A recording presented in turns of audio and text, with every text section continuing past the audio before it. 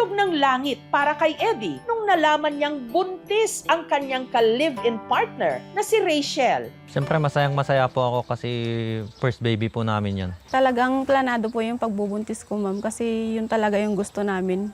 Pero laking gulat niya nung nanganak na si Rachel.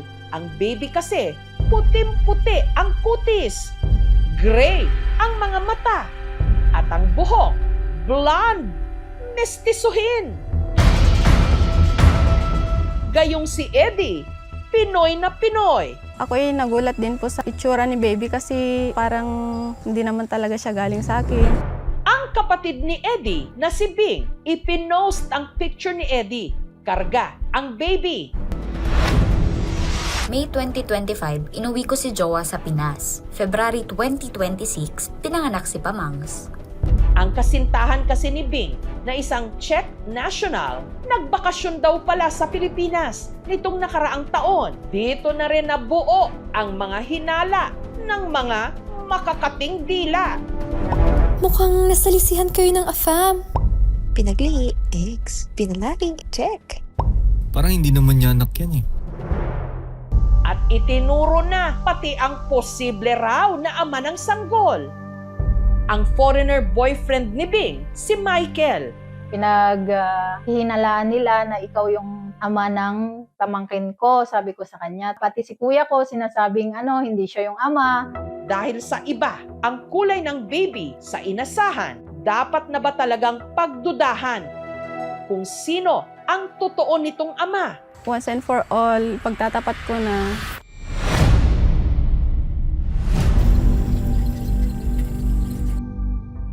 Sina Eddie at Rachel nakatira dito sa Pamplona, Cagayan. Kasama ang kanilang 1-month-old baby na si Baby Sed.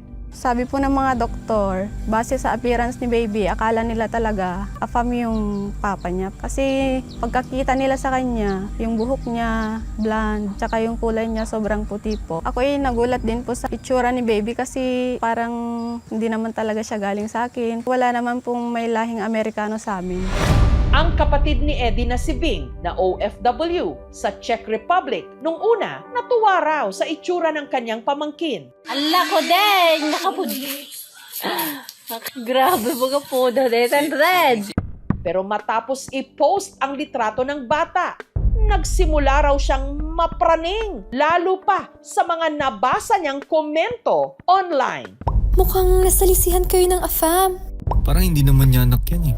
Lalo't nitong nakaraang taon lang kasi, si Bing umuwi ng Pilipinas para ipakilala sa kanyang pamilya ang foreigner boyfriend niya na si Michael. Balak naming mag-reunion. Tapos nung nabanggit ko sa jowa ko na uuwi, sabi niya, it's a good idea para ma-meet ko yung mga family member mo.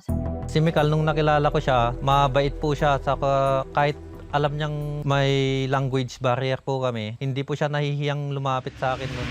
Naroon din ang girlfriend ni Eddie na si Rachel. Si Rachel naman, first time ko palang siyang i-meet ng personal sa parents ko, sa mga kapatid ko. Naging masaya naman daw ang bakasyon ni Bing at Michael sa Pilipinas. At mapayapa rin silang nakabalik sa Europe. Nagulo lang ang kanilang mundo pagka-post ng picture ni baby online.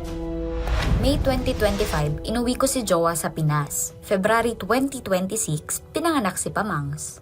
Sabi nila saktong 9 months daw po. Kaya ang dami pong nagsasabi na nasalisihan nga po. Pero meron nga bang katotohanan ang ichinichismis kina Rachel at Michael? Si Rachel may inamin. Once and for all, pagtatapat ko na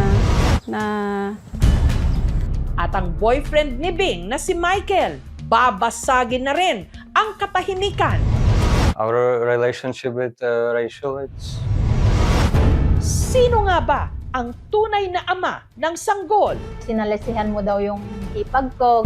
Sabi niya sa akin, Posible nga bang ang mga magulang na pure Pinoy magkakaanak ng parang foreigner?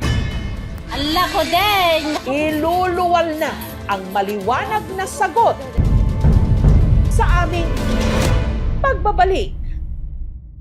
Ala ko din! Pinagpiestahan ng mga marites online ang larawan ng mag-amang ito mula Pamplona sa Cagayan. Ang baby kasi, putim-puti ang kutis, gray ang mga mata at ang buhok, blonde. Gayong ang kanyang ama na si Eddie, Pinoy na Pinoy. Mukhang nasalisihan kayo ng AFAM.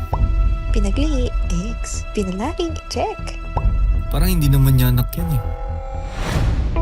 Si Bing, na kapatid ni Eddie, bigla ring napatanong, lalo't nitong nakaraang taon, nagbakasyon siya sa Pilipinas kasama ang kanyang foreigner boyfriend na si Michael.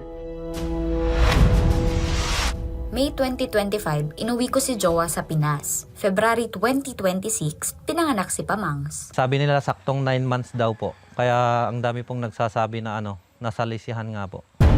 Ang ina ng sanggol na si Rachel, may nilinaw. Oo nga't nagkita raw sila noong nakaraang taon ni Michael, nobyo ng magiging hipag niyang si Bing nung umuwi ang mga ito sa Pilipinas. Pero wala raw namagitan sa kanila. Once and for all, pagtatapat ko na hindi naman po kami talaga nag-usap ni Kuya Michael nun, kaya malabong mangyari yun. 3 weeks po pagkaalis nila, 1 month na po yung baby ko po. Nung dumating sila, nandito na po si baby sa akin. Ako yung nasasaktan naman po sa mga sinasabi nila kasi alam ko naman po sa sarili ko na hindi naman totoo yung mga sinasabi nila. At ang boyfriend ni Bing na si Michael, babasagin na rin ang katahimikan. Our relationship with Rachel, it's only that we met. When I saw her, I shake her hand, and then we don't talk too much. Rumors are not true. It was funny to me. After nung nag-viral, sinabi ko agad kay Jowa. Ang unang sagot niya sa akin, what a nonsense. Tapos tumawa lang siya. Gusto lang sabihin sa mga basher na 100% sure naman ako na si asawa ko yung ama talaga ng bata. Wala nang iba po. Sana po tumigil na kayo sa mga sinasabi nyo kasi hindi nyo naman alam yung totoo. Samantala, si Eddie, 100% sigurado na anak nila ni Rachel ang sanggol. Unang-una po yung lukso ng dugo. Hindi ako nagtaka kasi una po sa lahat, mapuputi po talaga sila. Yung mga pinsan niya, mapuputi din. Saka magkamukha naman po kami. Yung kulay lang po talaga. Siyempre, tao lang din tayo. Nagalit din po ako. Porket maitim na ako, wala na akong karapatan magkaroon ng maputing anak. Ginats ka agad ako. Ang paniniwala ni Rachel, posibleng ang salarin ang kanyang pinaglihian. Mais, itlog. Kasi yung itlog po, di ba puti. Tapos yung mais naman po, yung parang buhok-buhok niya po is blonde. Pero kung ang eksperto ang tatanungin, ano ba ang kondisyon ng baby? Posible rin bang magkaanak ng parang foreigner ang mga magulang na parehong Pinoy na Pinoy? Ayon sa isang pediatrician, hindi na raw dapat paggumawa ng kung ano-anong malisyosong mga kwento. Si baby ay nagtataglay ng isang kondisyon na ang tinatawag natin ay yung albinism.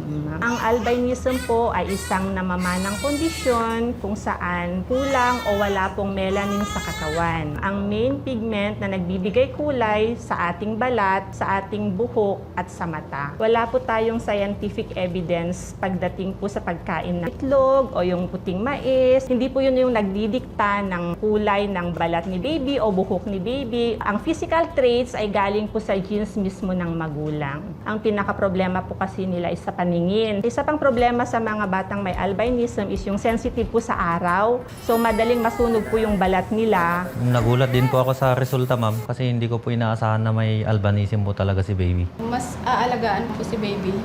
Naayos na rin daw nila Eddie ang gusot sa kanilang pamilya. Nagkausap na kami nila Mikal at Bing at tumihingi nga ng pasensya si Bing sa akin. Gawa nga po nung mga komento ng mga tao kasi nagkamali siya ng caption. So, hindi ko naisip na ibigyan ng ibang meaning. Sorry na ako agad. Sabi ko naman sa kanya, walang mali siya naman yung post mo. Isip lang talaga ng tao yung hindi maganda. Okay kami nila Michael, okay kami nila Bing. Wala naman pong nagbago sa relasyon namin.